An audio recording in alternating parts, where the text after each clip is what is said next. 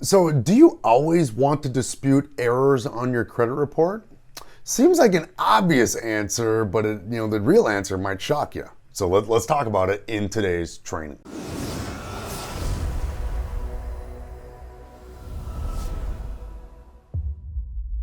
Hey everyone, it's Mike Adams, and on this channel we empower individuals to achieve freedom through improved financial literacy. If you're new to the channel, make sure to click subscribe and click the bell so that way you get notified on any and all of our future trainings.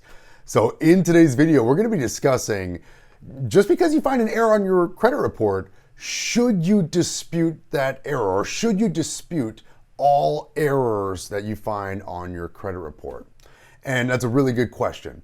And so let's dive into some of the pros and cons here of when you find an error on your report. Now, and it's typically not this way, right? We'd always love to just have the perfect error on your report where, let's say you got someone with the same name as you and they live in the same town and they got all these things that are close to you, so you got some partial data matching going on and their accounts end up on your report, and these accounts are pristine. High limit credit cards that have always been paid on time in full, high limit loans that have been paid off all the way down to zero in full, never late. These perfect accounts slide onto your account, and then when they score your report, you get that strong credit score based on on the error of somebody's positive accounts ending up on your report.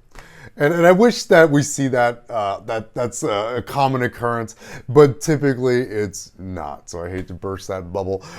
Typically, and especially when somebody's got a problem with it, is when you see somebody's account on an account that's not yours, or an error that's actually impacting your credit score negatively. So whether that's somebody else's account or an account that's on your credit report that's just simply not yours, or whether that's an account that is yours, but maybe it's reporting incorrectly. Maybe you did make that payment on time, but they have you down as a 30 days late, or maybe a 90 days late instead of a 60 days late. And that's an error, right? And those type of errors will definitely impact your credit score.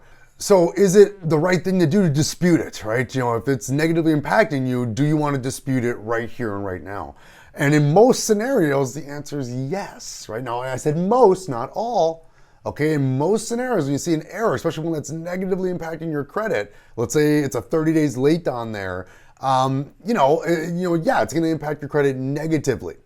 Now, most of the time you're going to want to dispute that, especially if you have documented proof. If you got the proof that you paid that bill on time and it shouldn't be at 30 days late, you can then submit that information again in writing to the credit bureau with the proof that you did pay that on time. Then they'll have to do their investigation to verify that what's on the report is accurate, and if it's not, and again, you got the supporting documents to say it's not, they would then have to adjust that in their records. And again, a 30 days late is something that can impact your credit, for at least 9 months. A 30 days late, it's a minor derogatory. Your major derogatories will stay on there for the full 7 years that is actually on your report. But again, a 30 days late would just be a minor derogatory. Yeah, it's gonna ding you in the short term here a little bit.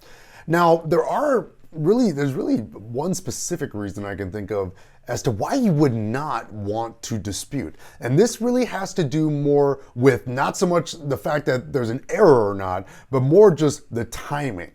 Okay, now the reason why you wouldn't want to dispute something on your credit is if you are in the process of qualifying for another loan. So let's say, okay, you are applying for a mortgage and you've submitted the documents. Okay, now you're kind of going through that underwriting process. And this could be you right now. And you're like, okay, well, during this underwriting process, I came across my credit and I found this error on here and I see this erroneous account. It's not mine. Or again, it's showing this as a 30 days late when it shouldn't be. And again, I have all these documents to prove that it's not 30 days late. I want to dispute this right now. And if you do that, okay, like right now it's showing that 30 days late, it's affecting you negatively. But if you change the status of that account, okay, to a disputed status, that could slow you. That could actually take your underwriting process, if you're trying to get a mortgage, and bring you to a grinding halt. Because now the status, when they look at your credit report, it's like, okay, and again, they're gonna be on that, from the first day that you are applying for that mortgage, they're gonna be checking your report during the process all the way up until the date you close to make sure things stay exactly the same and there isn't anything new on there. if there's now this new disputed account on here, all that says to the lender is, hey, something's up with this account. We saw before that it was just 30 days late. Yeah, we didn't like that. We charged them a little bit more interest because of that, maybe just a little bit. But now this thing is in dispute, meaning this account could be in better standing than it currently is, or it also means that this account could actually be in worse standing than it's actually showing. And so because of that, you've created a new discrepancy in the eyes of the lender. Now this dispute would have to get ironed out before your loan could continue to move forward, okay? So again, that's one factor to consider. Again, we want to get errors off our credit report. We want to dispute them properly in writing and get those errors gone. But if you're in the middle of underwriting or in the middle of qualifying or in the process of trying to qualify for a particular loan, you may want to wait after everything has closed out. Once everything is closed, then go back and get that thing off your report, again, following the proper process. So hopefully you guys found value in this training and learning a little bit more about should you dispute the errors on your credit report, and really the one key reason as to why you wouldn't want to. Again, it just boils down to the timing. If you found value, make sure to give this video a comment, make sure to give it a like below. I will see you in the next training.